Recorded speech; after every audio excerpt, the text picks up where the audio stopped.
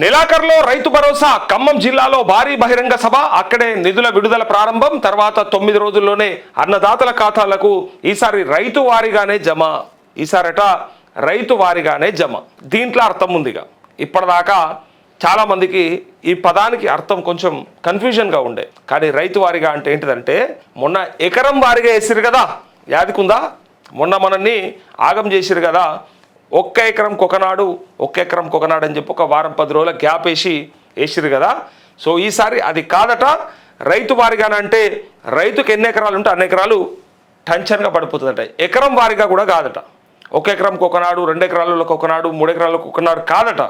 కంప్లీట్గా రైతుకు ఒకవేళ 7 ఎకరాల 8 ఎకరాలు ఉంటే 10 ఎకరాలు ఉంటే డైరెక్ట్గా ఆ మొత్తం కూడా ఆయనకు జమ అయ్యే విధంగా చేస్తారని చెప్పేసి ఈ పత్రిక రాసింది. ఇది నిజమా కాదా, అబద్ధమా వాస్తవమా అనేది ఒకసారి తెలుసుకునే ప్రయత్నం చేద్దాం. అందులో 9 రోజుల్లోనే ఇస్తారట. నమ్ముదామా? లైవ్లో చూస్తున్న వాళ్ళు చెప్పురు ఒకసారి. ఇది ఆంధ్రజ్యోతి పత్రిక రాసింది. మరి రేవంత్ రెడ్డి చెవులే చెప్పిండా, తుమ్మల నాగేశ్వరరావు కళలే చెప్పిండా, ఎట్లా చెప్పిండు? ఎట్లా అర్థమైంది వీళ్ళకి? ఎట్లా రాసిరు? మరొకవేళ 9 రోజుల్లో రాకపోతే ఎవడిస్తాడు? ఇప్పుడు రాయంగానే కాదు కదా, నీకు చెప్పినోడు ఎవడు, ఎందుకు వస్తలేవు చక్కగా? గతంలో కూడా ఈ పత్రికలనే బ్రహ్మాండంగా రాసిర్రు. వారం రోజుల్లోనే మొత్తం 9,000 కోట్ల విడుదల అని చెప్పి. మరి ఆ రోజు రాకపోయా? మరి అప్పుడు రాకపోయా? ఇప్పుడు కూడా అదే డౌట్ కొడుతూ ఉంది. ఇక 67 లక్షల మంది రైతులు 1.38 కోట్ల ఎకరాలకు సాయం అంటూ 3 లక్షల మంది రైతులు ఎవరైతే ఉన్నారో పట్టా పాస్బుక్లు ఉన్నాయో వాళ్ళందరూ కూడా కథం పట్టించేసారు. చూసిరా, 3 లక్షల మంది రైతులు ఇందులో ఇంక్లూడ్ లేరు. మరి వాళ్ళ భూములకు ఎందుకు రాదు? మరి వాళ్ళు ఎవరెవరు? బ్లాక్ లిస్ట్లో ఉన్నోళ్ళ, లేకపోతే ఆ భూములు సాగు చేయని భూముల? మరి అవేంటియో తెలుసుకునే ప్రయత్నం చేయాలి. 1.38 కోట్ల ఎకరాలకు సాయం అంటూ ఇగో రైతు సంక్షేమానికి ఉన్నతాధికారుల కమిటీ, రైతుల పంటల వివరాలు ఖచ్చితంగా నమోదు, రైతు వేదికల్లోనే విత్తనాలు, ఎరువుల పంపిణీ, రైతులకు సబ్సిడీపై 7 రకాల సన్నబడ్ల విత్తనాలు, సన్నబడ్లు పండించే రైతుల డేటా సేకరించాలి, మొబైల్ యాప్తో ఎరువుల బుకింగ్, ఎరువుల కోసం కేంద్రంపై ఒత్తిడి తేవాలి, ఎంపీలతో కలిసి కేంద్రం వద్దకు మంత్రుల బృందం, వ్యవసాయ శాఖ సమీక్షలో సీఎం రేవంత్ రెడ్డి అంటూ ఇగో వానాకాలం రైతు భరోసా నిధుల విడుదలపై ప్రభుత్వం కీలక నిర్ణయం తీసుకుంది. ఎన్నిసార్లు తీసుకుంటుంది కీలకం?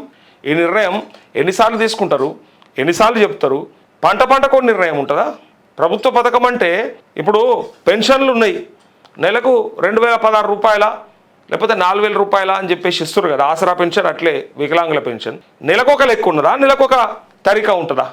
ఒకసారి చాలు చేస్తే, ఒకసారి మొదలు పెడితే ఆ పథకం కంటిన్యూగా రావాలి. అరే మీ నోటి నుంచే చెప్తారు 6,000 ఇస్తా, 7,500 ఇవ్వకపోయినా కనీసం పంటకు ఎకరానికి 6,000 ఇస్తా అని చెప్పినప్పుడు టకాటక కంటిన్యూగా అట్లే పడాలి కదా. ప్రతిసారి ఓ లెక్క, ప్రతిసారి ఓ కథ, ప్రతిసారి ఒక చిట్ట, దాని ప్రకారంగా మళ్ళా రైతులను ఆగం చేసుడు. అది ఇచ్చేది ఎంతనో కానీ చెప్పేది ఎక్కువ ఉంటుంది. వీళ్ళది అది ఇచ్చేది తక్కువ ఉంటుంది, చెప్పేది ఎక్కువ ఉంటుంది. ఇగో దాంట్లో మళ్ళా కీలక నిర్ణయం తీసుకుందట. ఎన్నిసార్లు తీసుకుంటారా కీలకం? ఎన్నిసార్లు తీసుకుంటారు? ఒకే నిర్ణయాన్ని 100 సార్లు తీసుకుంటారు ఎవడన్నా? అప్పుడు అది నిర్ణయం అవుతుందా? అది కీలకం అవుతుందా? అరే ఇదో పెద్ద గోసకొచ్చింది ఇది. ఎప్పుడు చూసినా రైతు భరోసా వస్తుంది, ఇక వస్తుంది, అగబోతుంది, ఇక తీసుకుంటాం, ఇగో ఆ పలానా తారీఖు నాడు పలానా జాగల పలానా కథ. ఇగో వీటిని 9 రోజుల్లోనే రైతులకు జమ చేయాలని భావిస్తున్నట్టు తెలిసింది. ఇప్పుడు ఇది మనము ఈ వార్తా క్లిప్పింగ్ని కట్ చేసి పెట్టుకుందాం. ఇక ఎట్లా అడుగుదాం. ఇక సరే, వీళ్ళకి ఇన్ఫర్మేషన్ ఇచ్చిన వాళ్ళు ఎవరు అనే దానికంటే కూడా అసలు ప్రభుత్వం ఏం నిర్ణయం తీసుకుందనే దాని మీద ఖచ్చితంగా మనం మాట్లాడాల్సిందే. అయితే వీటిని 9 రోజుల్లో జమ చేయాలని భావిస్తున్నట్టు తెలిసింది. జూన్ నెలాఖరులో ఖమ్మం జిల్లాలో రైతులతో భారీ బహిరంగ సభ నిర్వహించి రైతు భరోసా నిధులను వారి ఖాతాల్లో జమ చేయించడాన్ని ఆ సభలోనే సీఎం రేవంత్ చేతుల మీదుగా ప్రారంభించుడే, గడికి ప్రారంభించుడే, మళ్ళా ప్రారంభించుడే. ఇట్లా నెల పింఛన్కు కూడా ఇగో ముసలోళ్ళందరికీ ఇస్తున్నా అని చెప్పి ఎవరన్నా మళ్ళా నెలకు 2,000 ఇస్తున్నా కదా అని మళ్ళా ప్రారంభిస్తే అయిపోతుండే. ఎవడన్నా ఒక్క పథకానికి ఎన్నిసార్లు ప్రారంభిస్తారా అని నాకు అర్థం కాలే. చూసినామా ఎప్పుడన్నా, విన్నామా ఎన్నడన్నా? లైవ్ చూస్తున్న వాళ్ళకి తెలవాలి ఏ పథకం అన్నా. ఇలా PM కిసాన్ ఉన్నది, నేను చెప్తా ఉన్నా కదా, మోడీని పొగడట్లేదు, అట్లే రేవంత్ రెడ్డిని తక్కువ చేసి చూడట్లేదు. కాకపోతే PM కిసాన్ అనేటువంటి పథకం ఏదైతే ఉందో ఎగ్జాక్ట్గా ఎవరికి పడాలనో, ఎప్పుడు పడాలనో, ఎట్లా పడాలనో పర్టికులర్గా అసలు ఇంకా వేరే దాని గురించి ఆలోచించాల్సిన అవసరమే లేదు. ఇంకా డైరెక్ట్గా పడిపోతూనే ఉంటాయి. ఇప్పుడు కూడా ఇయర్ కూడా ఆ రైతులకు ఎప్పుడు పడుతుందో ఆ డీటెయిల్స్ కూడా వచ్చింది. హరగా PM కిసాన్ బరాబర్ పడుతుంది. దేశమంతా ఉన్నటువంటి రైతులకు కరెక్ట్గా ఇస్తున్నారు. రాష్ట్రంలో ఉన్నటువంటి 70 లక్షల మంది రైతులకు వేయలేకపోతున్నావు. కోట్ల మందికి నరేంద్ర మోదీ ఎట్లేస్తున్నాడు, ఎట్లొస్తుంది అది? ఇది మాత్రం పోటీ పెట్టుకోడు, దీంట్లో పోటీ వద్దు మనకి. నువ్వు రాజీనామా చేస్తే నేను రాజీనామా చేస్తా, గండ్ల పోటీ, ఇంట్లో పోటీ కాదు. చూడుర్రి, అదేమో కరెక్ట్గా పడుతుంది టెన్షన్గా టైంకి. సరే ఇచ్చే 6,000 అయినా సరే, సంవత్సరానికి 2 సార్లు 6,000 అయినా సరే, 2 సార్లు 3 సార్లు ఆయన పంటకు ఇవ్వకుండా, సారీ రైతుకు ఎకరానికి ఇవ్వకుండా పంటకు అని ఇస్తున్నటువంటి ఆ విధానం ఏదైతే ఉందో అట్లీస్ట్ అది రైతుకు ఉపయోగపడుతుంది. మీరు ఇచ్చేది గ్యారంటీ లేదా, వస్తుందన్న నమ్మకం లేదా? ఇగో జూన్ నెలాఖరులో ఖమ్మం జిల్లాలో రైతులతో భారీ బహిరంగ సభ నిర్వహించి రైతు భరోసా నిధులను వారి ఖాతాల్లో జమ చేయించడాన్ని ఆ సభలోనే సీఎం రేవంత్ చేతుల మీదుగా ప్రారంభించినట్టు సమాచారం అంటూ ఇక్కడ ఈ మేరకు వ్యవసాయ శాఖ అవసరమైన ఏర్పాట్లపై దృష్టి సారించింది. అయితే యాసంగి రైతు భరోసా నిధులను జమ చేసిన ఎకరాల తరహాలో కాకుండా ఈసారి ఎప్పట్లాగే రైతుల వారీగా పెట్టుబడి సాయాన్ని అందించనున్నారు. అంటే ఒక రైతుకు ఎంత విస్తీర్ణం ఉంటే అంతటికి ఒకేసారి జమ చేయనున్నారు. ఇది ఇప్పుడు గుడ్ న్యూస్ లెక్క చెప్పాలి ఇప్పుడు నేను ఇక దీన్ని వేరేటోడు అయితే ఇట్లా బ్రహ్మాండంగా ఇట్లా మాల్ మసాలా అంతా కలిపి కొత్తిమీర పుదీనా అంత వేసి నాకు చెప్పి ఈసారి రైతు భరోసా అందరికీ అని ఒక టెక్స్ట్ పెడతాడు, ఒక తంబు. ఇంకొకటి అంటాడు, ఈసారి నీకు మొత్తం రైతు భరోసా క్రెడిట్ రేపే జమ అయ్యేది ఎల్లుండే అని చెప్పి పెట్టేస్తాడు. ఇక దీన్ని చూసి పాపం మా రైతన్నలంతా కూడా అరే ఇక వచ్చిందా ఆయన ఇక పిట్టకు పెట్టినట్టు ఎదురు చూస్తారు. ఇక వేరేటోడు అట్లా చెప్తాడు, కానీ ఇది పక్క వార్త అయితే కాదు. వీళ్ళు ఇంత పెద్ద పత్రికలు ఇంత బ్రహ్మాండంగా వచ్చినా కూడా నమ్మేటట్లేదు. ఎందుకంటే రేవంత్ రెడ్డి చెప్పినయే పడలేవు ఇప్పటిదాకా, తుమ్మల నాగేశ్వరరావు చెప్పినయే పడలేదు. ఇప్పుడు ఈ పత్రిక చెప్తే పడుతుందా అంటే మనకు ఎరకలేదు. కాకుండా ఈసారి ఇగో ఎప్పటిలాగానే రైతుల వారీగా మొన్న ఎందుకు వేయలేదు చెప్పురు. ఇక ఇప్పుడు ఓకే కదా, ఇప్పుడు వేస్తున్నామంటారు కదా, రైతు వారీగా పడతాయి అంటారు కదా. సిగ్గుండాలే, మొన్నటి పంటకు ఎందుకు వేయలేదు? మరి ఏం రోగం పుట్టింది? ఎవడు ఆపండి మిమ్మల్ని? ఎవడు దొరకబట్టిండు? మొన్న ఎందుకు వేయలేదు? అంతకుముందు ఎగబెట్టిన 3 పంటలకి ఎందుకు వేయలేదు? ఇయ్యాల ఎందుకు మళ్ళీ కొత్తగా రైతులను పిచ్చోళ్ళని చేస్తూ ఉన్నారు? రైతులను బిచ్చగాళ్ళ లెక్క ఎందుకు మారుస్తున్నారు? ఎదురు చూసే లెక్క, అడుక్కునే లెక్క, ఏడబోతాడా ఏ నాయకుని పడితే ఆ నాయకుని ఏమన్నాక రైతు బంధాన్ని అయ్యారని అడుక్కునేలాగా ఎందుకు తయారు చేస్తున్నారు? అంటే పంటకు ఒక విధానం ఉంటుంది, పంటకు ఒక లెక్క ఉంటుంది, పంటకు ఒక ప్రయత్నం ఉంటుందా? కొంచెమన్నా సిగ్గు ఉండాలి, కొంచెమన్నా ఆలోచన ఉండాలి. ఏమన్నా ఏరుకుంటేనేమో బాగుంటుండే. వ్యవసాయం అంటే ఏంది, దాని కష్టం ఏంది, దాని పని ఏంది, దానికి ఎట్లుంటుంది, ఎన్ని రకాల ఇబ్బందులు ఉంటాయని ఎరుకుంటే బాగుంటుండే. ఏం తెలియదు. వేసినాం అంటే వేసినాం, రైతులకు బిచ్చం వేసినాం అంటే వేసేసినాం. అంటే మొన్న రూపాయి వేసినా తీసుకోవాలి, ఇప్పుడు 10 రూపాయలు వేసినా తీసుకొని సపడే కూర్చోవాలనా? ఇదా రైతుల బతుకులు?